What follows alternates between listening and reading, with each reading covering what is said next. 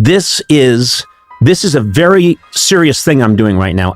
But I think it's the idea combined with the intensity of the attack. John Jurgensen had an interesting report yesterday on the party at Conan O'Brien's the night that Rob and Michelle were killed. They had been there and they had brought their son Nick, who by all accounts had been acting inappropriately. During the party, he was approaching people there, asking questions that in that context seemed confrontational, strange. Especially, are you famous? Asking people there, are you famous? So you can imagine a party of actual famous people and fame adjacent people who are really used to strange behavior out in public, but here they are at a gathering of their peers at a party hosted by Conan. It was unsettling to see. So Bill Hader was one of the people he approached at the party. There was an awkward exchange made more awkward by the fact that he had met Hader earlier in the night. Rob had introduced him. So when he came up and asked him questions such as, what's your name? Are you famous? It was unsettling and described as scary from Hader's perspective. For many people watching from the outside, Conan O'Brien's silence following the death of Rob Reiner has been noticeable. In an industry where tributes often arrive within hours, the absence of a public statement from one of television's most familiar voices has sparked quiet curiosity. But for those who understand Conan not just as a comedian, but as a deeply private and thoughtful person, that silence may speak volumes.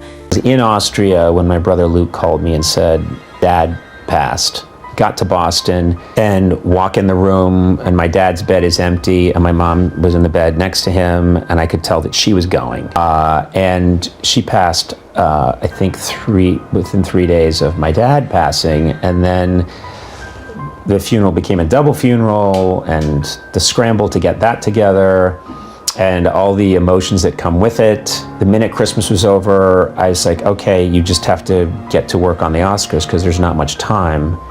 And the fires hit and we were evacuated and we're living in a hotel. Very fortunately, the fire came very close. Our house survived.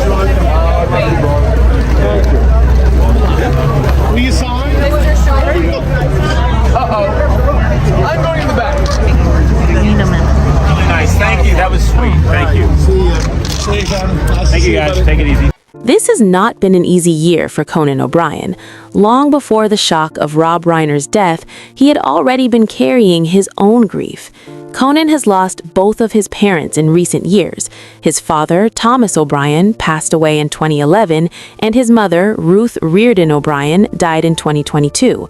By his own past reflections, those losses reshaped him in ways he has never tried to dramatize publicly. Instead, he absorbed them quietly, choosing restraint over spectacle.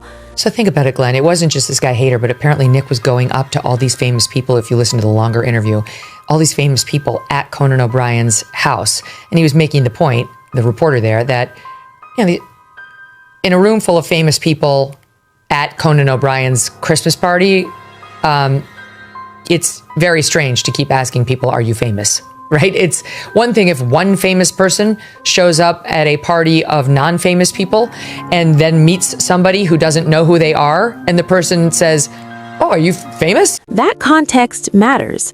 When someone has experienced the slow, permanent unraveling that comes with losing parents, tragedies involving family take on a different weight. They are no longer abstract news stories. They feel personal, familiar, heavy.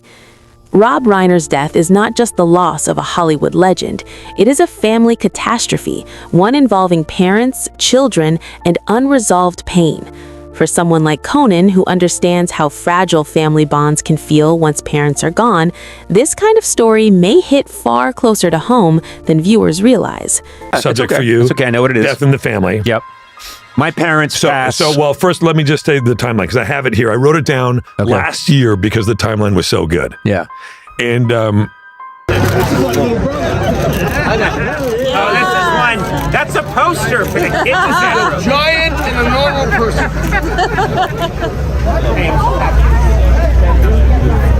Why though?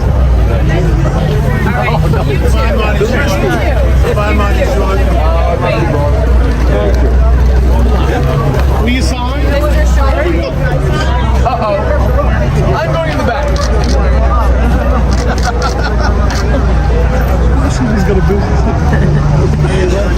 Those close to Conan have long noted that while his public persona is energetic and absurd, his private self is reflective and emotionally attuned. He has spoken before about how grief doesn't always arrive with tears or dramatic moments. Sometimes it arrives as silence, as hesitation, as a feeling that words would only cheapen something too raw to explain. That may be especially true here. Rob Reiner was not just another celebrity. He was a respected elder in Hollywood, a storyteller whose work centered on love, family, misunderstanding, and reconciliation. Conan built his own career in a world shaped by people like Reiner. Their generations overlap not just professionally, but emotionally.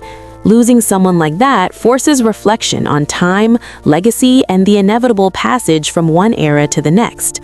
There is also the sensitivity of the situation itself. This is not a peaceful passing followed by clean tributes and uncomplicated memories. It is an active investigation involving family members, grief layered with legal and moral complexity. For someone who values empathy, stepping into that space publicly may feel intrusive rather than comforting. I hit a normal person.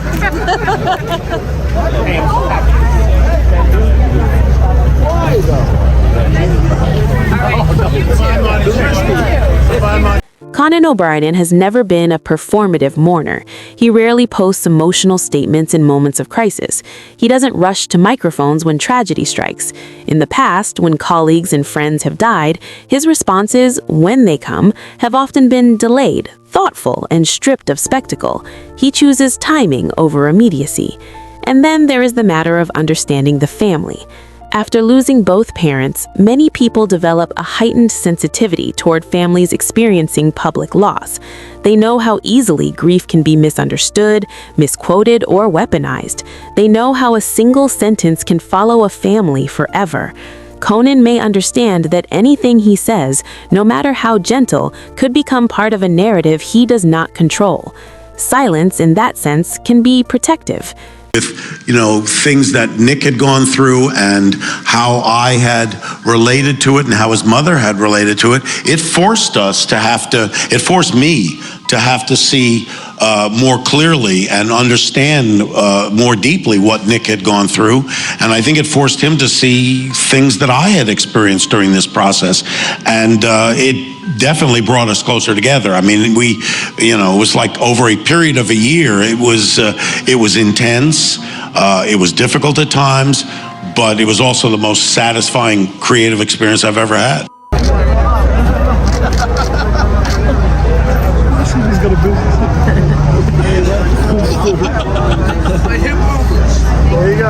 It is also possible that Conan's first public appearances following Rob Reiner's death reveal not indifference, but heaviness. Those who have seen him recently have noted a quieter energy, a more subdued presence, not withdrawn, but measured, present yet carrying something unseen. Grief does not always announce itself. Sometimes it simply lowers the volume of a person's voice. For someone who makes a living making others laugh, that internal shift can be exhausting. This year, Conan stands at a point in life where losses accumulate rather than shock. Parents gone, mentors aging or disappearing, friends facing private battles the public never sees. When another tragedy arrives, it does not stand alone. It joins a line of other griefs already waiting. That may explain why Conan O'Brien hasn't rushed to explain himself, issue statements, or clarify his feelings. He may not believe this moment is about him at all. He may feel that the loudest thing he can offer is restraint.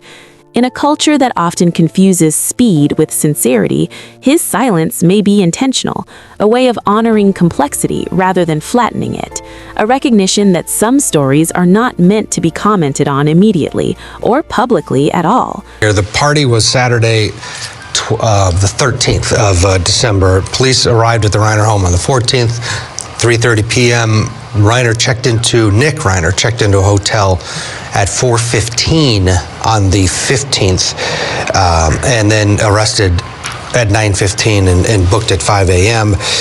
And according to those people that talked about the party at Conan O'Brien's house, specifically to TMZ, Nick Reiner got into this heated argument with his parents, and it was very loud, and they all left the party but left separately.